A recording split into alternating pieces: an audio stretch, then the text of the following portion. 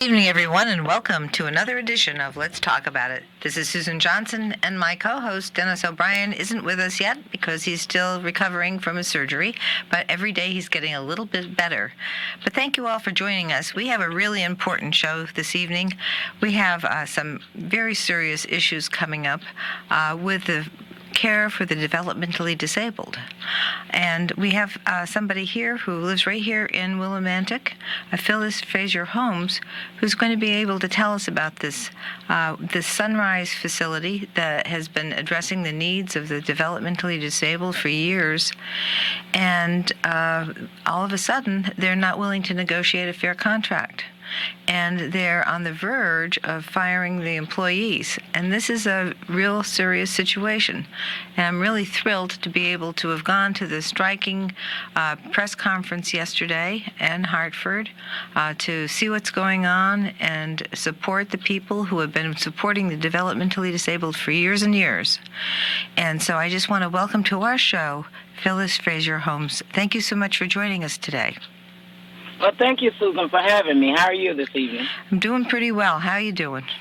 I'm doing okay, considering. Yes. Well, this is quite a shock to think that this is the only place left in the state of Connecticut that wasn't willing to sit down and negotiate a fair contract when the state of Connecticut has actually issued additional funding so that these facilities would be able to operate very well. Yes, Susan, I am blown away. I'm really blown away. This is a human services agency, you know? Yes. So I really wasn't expecting to be out on strike after we marched in April and May for the money that the governor put in the budget so we could have wage increase, pension, and affordable health insurance. So I am in awe being out here on the strike line. Right. And so how long have you been actually striking now? How long has it been? We're in our 7th week, so almost 2 months. I see. And tell us a little bit about yourself and how long you've been working at Sunrise and the kind of work that you do there with the developmentally disabled. Okay, my name is Phyllis Frazier. I live here in Windham, Connecticut. I've been with Sunrise for 22 years. I'm a direct support staff. I also have worked in management with Sunrise, and I stepped back down to be direct support staff. So, like I was saying earlier, I'm just in shock to even be in this position, on strike, being threatened bullets. We're about to lose our job. And we are the same people that have worked through this pandemic with our clients, showed up day in and day out, Well, that's something that I was very concerned about because you've been labeled essential, and all of a sudden, and here you are risking your health and, going to work every day to take care of people. And then all of a sudden, the people managing you and owners that own the facility are not at all concerned about the fact that you've done all this work and actually, depending on when you were working there, and you've been there 22 years, so you've been there through the whole pandemic. Very, very concerned and not concerned at all about the fact that so many of you had come down with COVID, had suffered through, really never got any pay for that, and didn't have any insurance, so you were put in a bad spot. Absolutely. We were exposed at work, and we had to use our own sick time. So it's been issues. Like I said, I'm in awe. I think that Sunrise has changed a lot over the years. It's definitely about the top, it's definitely about the dollar. The owner of the company, he makes over $3,000 a year. So $300,000 a year. And here we can't even afford insurance. So. Yes, he's taking a great deal of the money, and who knows what he's making now that the state allocated additional funds. Exactly, and they definitely have been profitable, and they never Sunrise has never taken anything out of their pocket and put it on their employees. It's always been state money that they have used. We haven't had a raise in 15 years, so that goes to show you. We're just asking for basic human services. The pension, the wage increase, and the affordable insurance. Those were our 3 main things that we were asking for. And the thanks we get is that they're talking about replacing us, the staff, because we are out on strike. And so you're out on strike. Are you somehow rotating in and out of going in, or how does that work for the keeping doing the work and striking? No. We're not going. We're not going in at all. We're out on the strike line. I see. Yes. Yeah. And so you're striking and you're negotiating a contract. And so can you tell us a little bit about the negotiations and some of the things? I mean, I know you're looking for to be able to increase your wages, which haven't been increased in 15 years, but yes, tell us about that. Yes. So we are out on strike, and we are going for a pension, wage increase, affordable health insurance. Sunrise has not or have not wanted to settle with us on those three things, and mainly the pension. And as you know, all the other agencies in the state of Connecticut that also got that money from the state, they have went on and signed their contracts, and their employees are at work. Sunrise is the only company that's holding out and haven't signed the contract and is not planning on giving us the pension.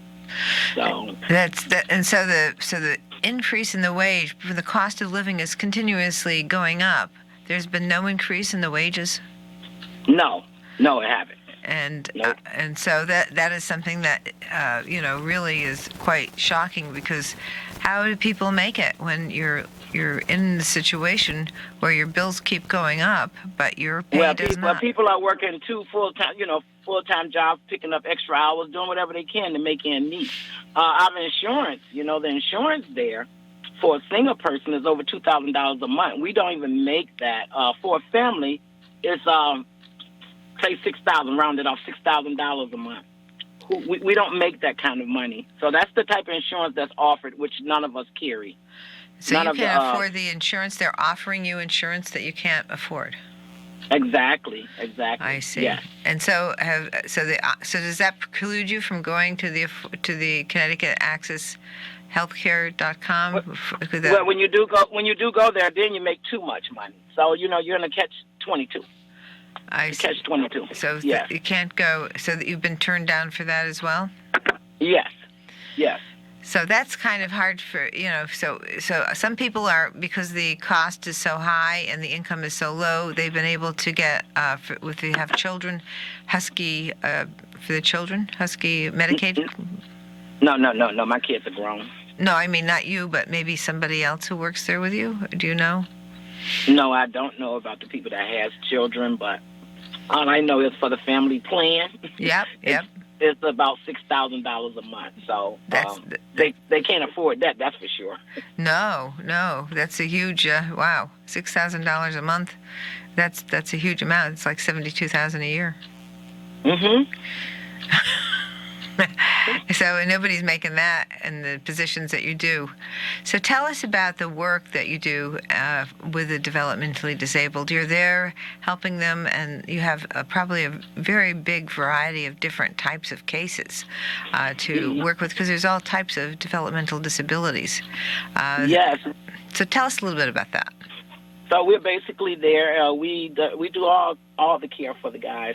We take care of our guys. We make sure they have valued lives in the community. They are able to live independent lives in the community. So we do from their AM care to their PM care. We do all doctor's appointments. We fix meals. We help them. Some can fix, with guidance and assistance from us. They can help with the meals. So we do everything from them for their everyday living, Yep. And so this is kind of like when you look, it's not really structured like a nursing facility. It's structured more like individual, places for people to live. Yeah, it's family, like family. Yeah. Not institutionalized, no. Right. So they have their own spots, and you're helping them out with making sure that they can be independent, making sure they can get to the doctors, making sure they have the food. And none of these things they could do on their own. Right. We do the grocery shopping. We do it all. Yes. So this is quite a difficult situation, because what would happen if, say, Sunrise was shut down? Well, they will have to find somewhere for all these guys to go. Maybe another agency, or I know for now while we're on strike, some people are in group home. In convalescent home. So they've been moved out already. Some have been moved out, and some are at the Hartford office, which is not a livable space. It's a day program, but they do have people at the Hartford office right now. They've closed some of the group homes. Some people are in nursing homes. Some might have went home, but they're pretty much scattered. So what's the difference between Sunrise and a group home? Beg pardon? So Sunrise sounds to me like they have their own, like a single-room occupancy type apartment.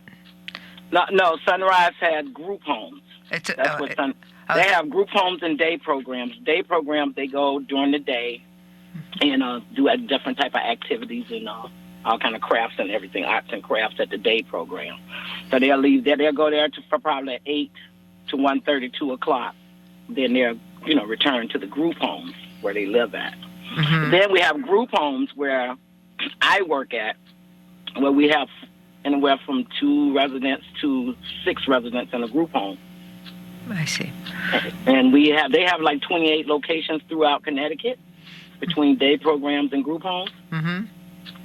Yes. And so the day programs are good for socialization, but then they go back to the places where they're living, and they're going to need assistance with their meals, maybe help with mobility issues, dressing and bathing and those kinds of things.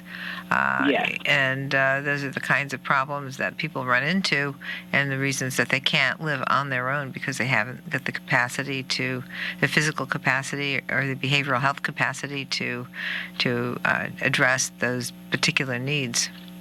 Yes, and also, so these guys become our family. Mm-hmm. After you've been with them so many years, day in and day out, they become family.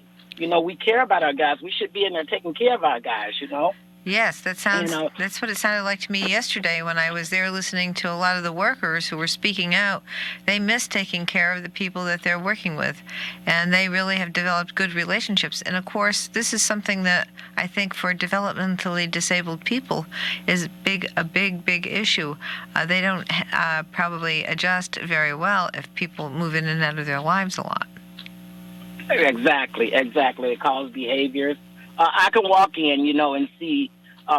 You might be with a client that maybe can't speak or tell you that they are in pain, but I could walk in and I could tell you if something is going on with that client, because I know them, I've been with them, So right. I could walk in where a new person don't even know them or know what they want or why they're behaving the way they behave, Right. Well, that's very important, especially when you have people who can't talk. So tell me about that.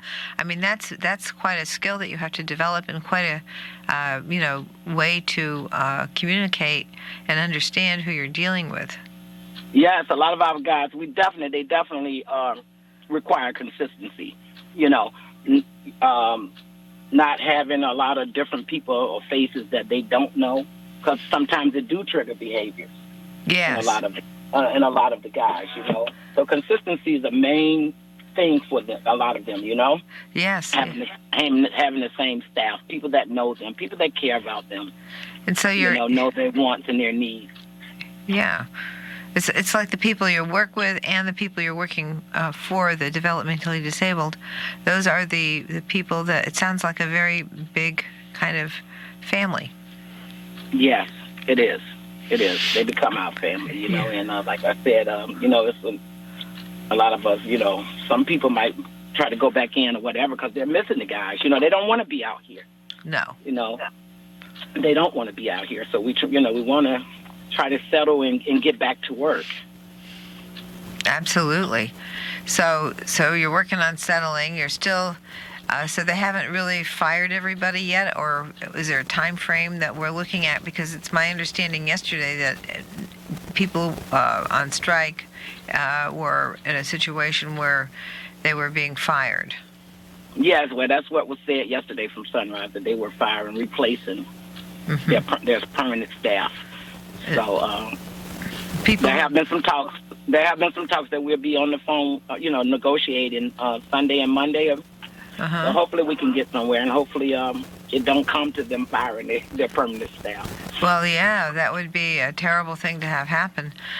So it's good that somehow maybe yesterday's press activities, the things that we did when we went there, might have helped. I hope so. I know it's been a lot of press. I know it was a lot of press. I know it was a lot of press release, yesterday, and a lot of talk. I don't know if Sunrise ever answered back or talked to the press. I don't know what their response was. I haven't seen anything. I just have seen the remarks and how everybody's really shocked that they would take the money that we gave to them, to make sure that the employees are being paid properly so that they can pay their bills, and and now they're not negotiating in good faith, and threatening to fire everybody doesn't seem to me like a good strategy for negotiation. Absolutely not. As I shared with you yesterday when you were there, they gave us a badge saying that we were essential staff. And it reads, the employee carrying this identification is an essential employee for our residential homes. So they gave us this because, during snowstorms, sometimes the governor closed down the highways or whatever. Mm-hmm. So if we are out on the highways getting to work, we'll have something to show that we are essential staff and we're trying to get to work, I do. And but from their actions, I don't see us being essential staff in their eyes. It's really disrespectful that we're even out here.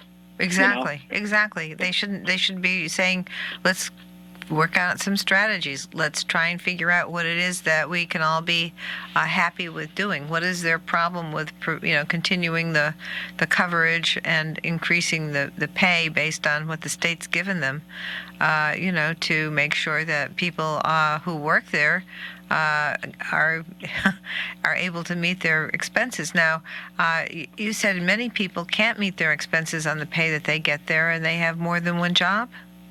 Yes. We've got people that work at several places. Some people got 2-3 jobs, Mm-hmm. Yes. Mm-hmm. Just to make ends meet. Right.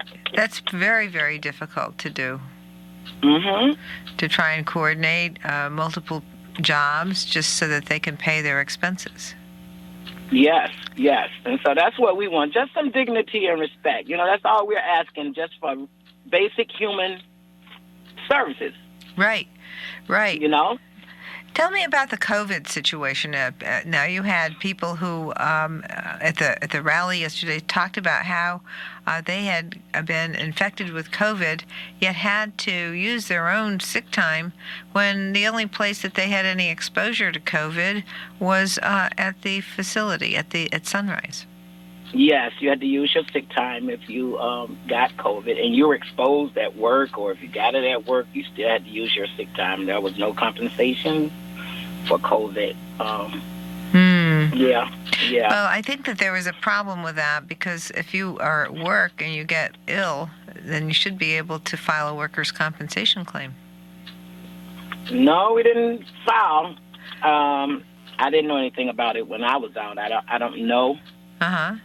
If you can file, because usually you're out 10 to 14 days. Right. It's a lot of time. How much time do you get? How much sick time do you get? Oh, it depends on how long and how you use your sick time. I with me being there so long, I think I earned like 6-something pay period. I see. A pay period? Six what? 6 days? 6-something. I don't know. I can't. No, 6 hours. 6 hours. A pay period. A pay period. Okay, and then so you had saved up a number of sick days. Yeah. I see. Yeah. And then you have the paid sick leave. The state has paid sick leave too that can be added on to your own earnings for sick leave. You can earn up to 5 days a year that the state put in. So we have paid sick leave for workers, and that's been going on, for at least 8 or 9 years. I remember when we passed that paid sick leave bill, and a lot of people don't know about it. No, are you referring to the bill, like say if you part-time or staff and if you pick up 40 hours, you get so many hours. Yeah. They got to give you so much sick time. Basically, I think one company I was working for, you had to do 40 hours and you get an hour for every 40 you did, well, or something like that. It's worked out so that by the time, if you work a whole year, 40 hours a week, you earn 5 days. Oh, okay. All righty. So that's how that Yeah, a lot works. of people don't. A lot of people don't know about I that. bet you they don't. I know that people. I should rebroadcast that because that's something that I've talked to people about before. And they go, "We have 5 days a year if we work 40 hours a week." And I go, "Yeah," and that is something that every employer has to provide. Oh, yeah. I don't think a lot of people do know about that. Well, I think I'm going to be. That's good. So I've got to do a new newsletter. So you just added. Boy, you've been an amazing help to me, Phyllis. I mean, you're doing the show. Add that. Put that back in. Put that back in. A lot of people don't know that, though. Yeah. Really. I'm putting that back in there. Wow. Yeah. Wow, because that fits in, that is separate, from the paid family medical leave that's going into effect in January. Which it's unfortunate that it's going in January when if we had it last year, just think of all the people that could have been saved funds when they became ill and were denied coverage. Yes. They were denied the workers' compensation coverage, which they shouldn't have been. That's something I've been working on also, is making sure that employers, when somebody's injured at work, that they get the coverage that they're supposed to get through the workers' compensation program. And that's really something that I've been working on, and it's something that we discussed with the Bar Association, all of us. And then there was a little bit of a change. Governor Lamont did change the workers' compensation during the period of time. Remember the times when we couldn't get the personal, the masks and the hand washing stuff, all the things that you needed, the cleaning supplies, all those things. When those things were not available, the personal protection equipment, PPE, when those things were not available to people working in healthcare facilities, that was a time in which it was presumed for a short time that from, say, beginning of March all the way through to sometime in May, that it was presumed if you got COVID that it was because you were infected at the workplace because there wasn't any capacity to get the PPE. And now, then that went away once the PPE came in and was available to everybody. So, so that would be a time in which, that would be a time for workers' compensation. And they were supposed to provide coverage for that. I haven't followed up to see what the Bar Association has done with that. I did go to the first training on it, and they seemed to think that this was going to be something that people would be able to get covered for. But I've learned since then that the results have not been that good. Yes. So, you know what, Phyllis, we're going now we have sponsors here on Let's Talk About It, and we're going to go for a quick break, and after that, Phyllis, we'll come back to you, and we'll do some more discussion about the union, the 1199 union, and what has happened with Sunrise at Phyllis Fraser Holmes' place of work, and we're going to find out a little bit more about what should be done. But already, Phyllis has tuned me in to something else that I should be talking about here with the paid sick leave that we passed several years ago, and people are unaware of it. So, Phyllis, thank you so much for that, and we will be right back with Phyllis Fraser Holmes after these messages. Okay. Welcome back, everyone. This is Susan Johnson, and I'm here this evening with our very special guest, Phyllis Fraser Holmes. She works at the Sunrise facility, helping out people with developmental disabilities, and her workers, all the workers there for the last 7 weeks have been on strike. And this is the only company in the state of Connecticut that has not been willing to fairly negotiate with the staff there. And so we're here to talk about the fact that here are these people, many of them like Phyllis. Phyllis has been there 22 years. Is that right, Phyllis? Yes. And some have been there longer, some a little less, but still, they're there. They've developed relationships with the clients there. They're there to make sure that people can live as independently as possible with the developmental disability that they have. And the fact that Sunrise is a corporation that isn't even a Connecticut corporation. It's a corporation located in the state of Florida. And they have been running this, and it was said yesterday at the strike rally that they are taking Connecticut funds and paying Florida wages. And we know that it's a lot different living in Florida. The cost of living is much, much lower than it is here in Connecticut. Absolutely. Yes, indeed. So tell us some more about the work that you're doing with the developmentally disabled and the fact that Sunrise is, I've talked to some people today, actually, just to say, I've had people who worked at Sunrise before, and they said that the corporation it doesn't have a very good managers of the corporation aren't very nice to the employees. No. Over the years, Sunrise has changed a lot. With their management styles and the different management that we've been under. So they've changed a lot. They used to be about the clients, but now I think it's a profit. It's a business. Yeah. And the clients are treated like a business now and not, I don't think it's so much about their well-being anymore, though we wouldn't be out here on strike if it was any other way. Did they have a change in the top of the management of Sunrise? Not the top far in Florida, but in Connecticut, a lot of the management has changed. Yes. And so that when those changes occurred, you've been there 22 years. When those changes occurred, did you notice a change, in how you were treated, and the other people too who worked there with you? Yeah, absolutely. Yes. Yeah. Yes. Even the clients. Yes. When I first started with Sunrise, it was all about the clients. So as we have went on, like 22 years later, it's about the money now. Yeah. Everything's about the money now.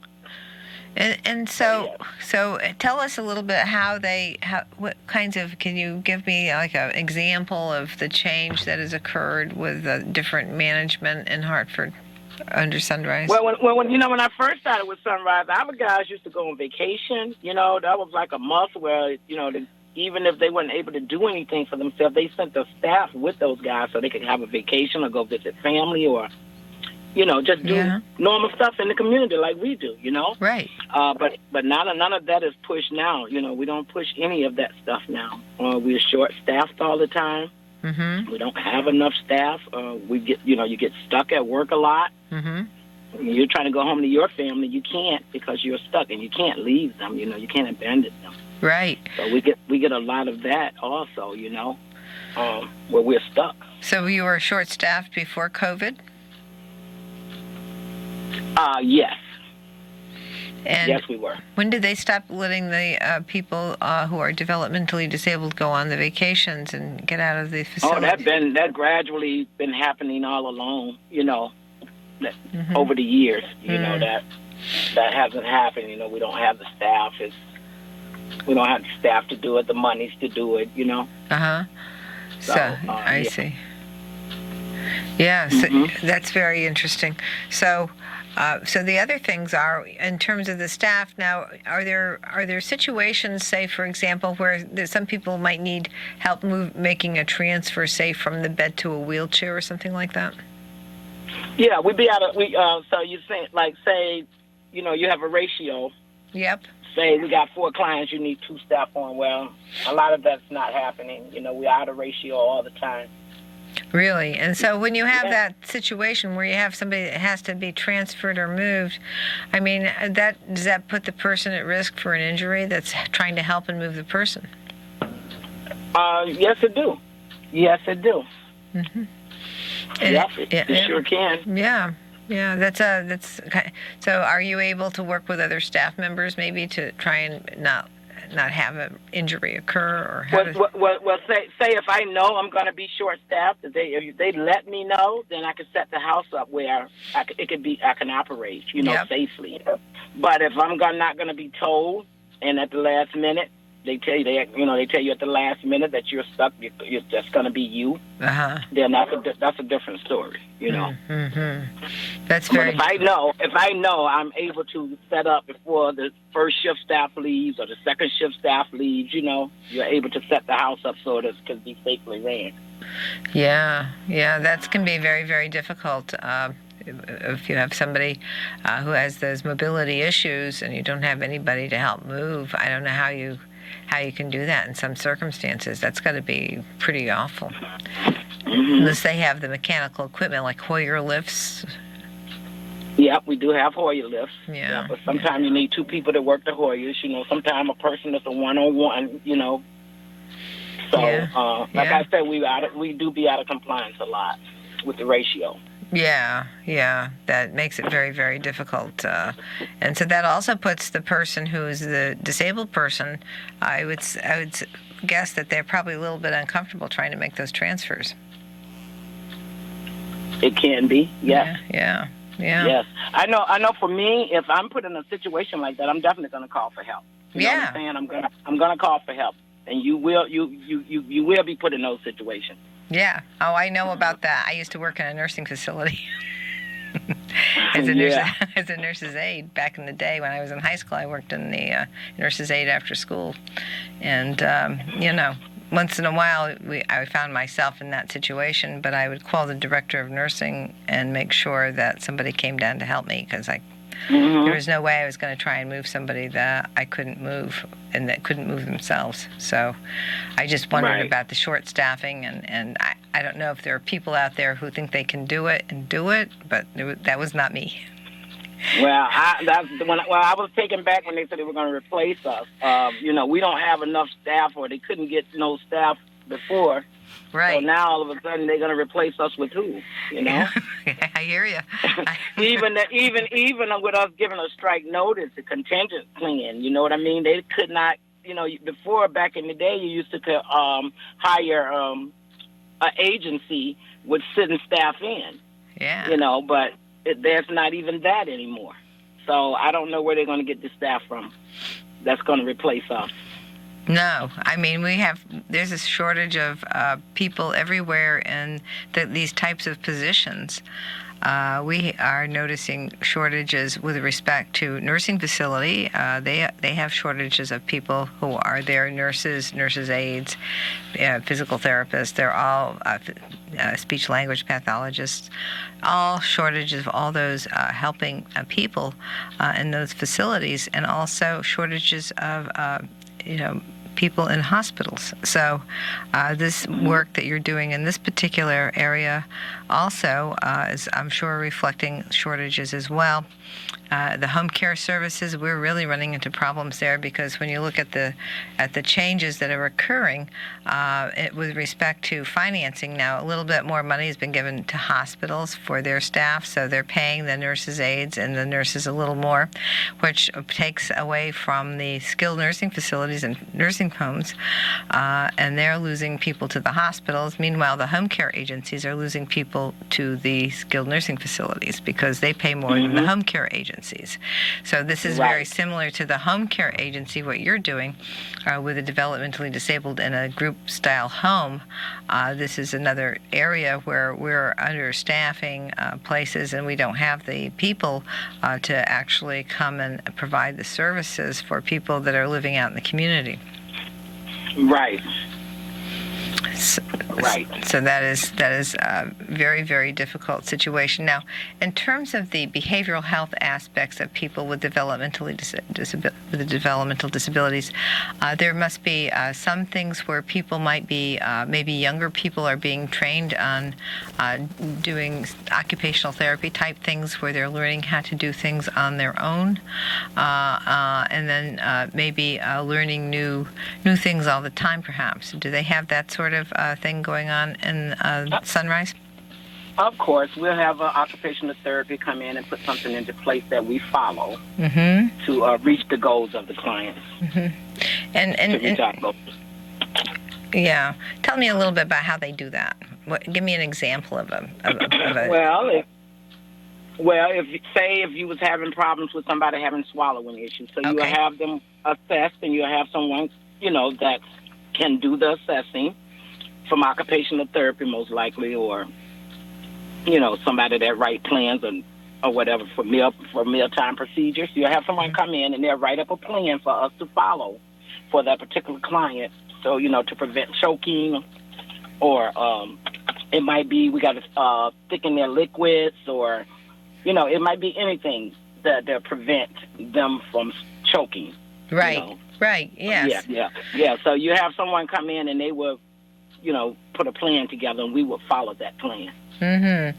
Does that happen? Like, do they come into the facility where they might have a issue with swallowing, and maybe even it might even be affecting speech and that kind of thing? And then I think probably occupational therapist, maybe speech language pathologist. Speech therapist, yeah. Yeah. They would come in. They would come into the home and they would assess them. Yeah. Yep. And then that's followed. And what about doctors? How often do the doctors review the patient's plans and those kinds of things? Oh, well, the doctors, they go to their PCTs, like on a 6-month long, nothing is going on, like every 6 months or whatever, just like we do. For a follow-up, nothing's major going on. They just go to their regular appointments. Mm-hmm. So, but the doctors, so do the doctors create a plan? Like, say, for example, somebody has mobility issues and they have spasms in their arms because they're not moving properly. Do they get physical therapy? Yes, you'll have physical therapy come in, and they'll do their assessment, and they'll maybe give us some exercises or something to do for that client, or whatever. Yes.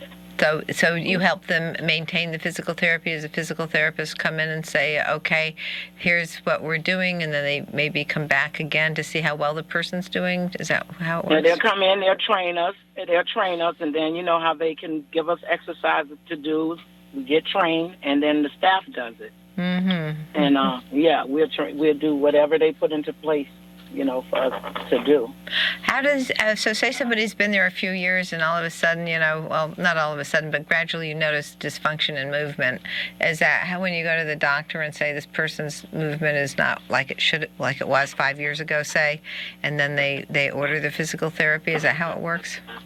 Well, the staff will report to the nurse, whoever noticed that something is going on with the client.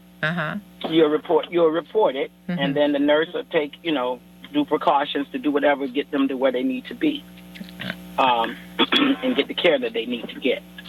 If it's an emergency, we'll call 911, call the nurse, call 911, whichever comes first. Right. If it's something that's an emergency, we just call 911, then we contact the nurse, Yes.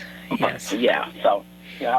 Very good, very good. So this operates in so many ways where, maybe people who are, at home with someone who is, any type of situation, whether they're developmentally disabled, whether they've had some other type of illness. It's really important to have somebody who's there regularly, understanding and looking at a change, perhaps, in the way the person moves, a change in the way they eat or swallow. And that's what, Susan, that's what we do. That's what my job is. That's what I'm their eyes, their ears, you know what I'm saying? That's what I do. Excellent. Well, you know what? This is very, very, very important to make sure that we have rules in place, and I'll be looking at the rules as we move forward. Hopefully, your contract will be negotiated, and you'll be back at work taking care of the people and doing the great job that you and your coworkers have been doing all these years. And so I'm really looking forward to making sure that I can do whatever I can to help out with that. And I think that you have a lot of support. There were a lot of legislators yesterday at the strike, at the press conference, at Sunrise in Hartford, and we're very interested in making sure these things work, and that people who are in these situations negotiate in good faith. So I'm very, very excited to have you on the show and talk a little bit about what's going on out there with the developmentally disabled, what the workers are going through, the good work that you do. Phyllis, thank you so much for doing it. Any last words? Yes, thank you, Susan, and thank all the politicians in the legislatures and the state representatives that represented yesterday and been with us all along on this journey and marched with us in April when we were marching to the governor to put the money in the budget. So I want to thank y'all and just continue to support us. We do. We Thank do. you. Thank you so much, Phyllis. Take care, and we'll talk to you soon. And thank you. All right. Thank you so much. And thank you, everybody, for listening today for this great edition of Let's Talk About It, learning all about what's going on out there in our society today. And come back for another great show next week. We have a lot of great people coming on. Take care. Have a good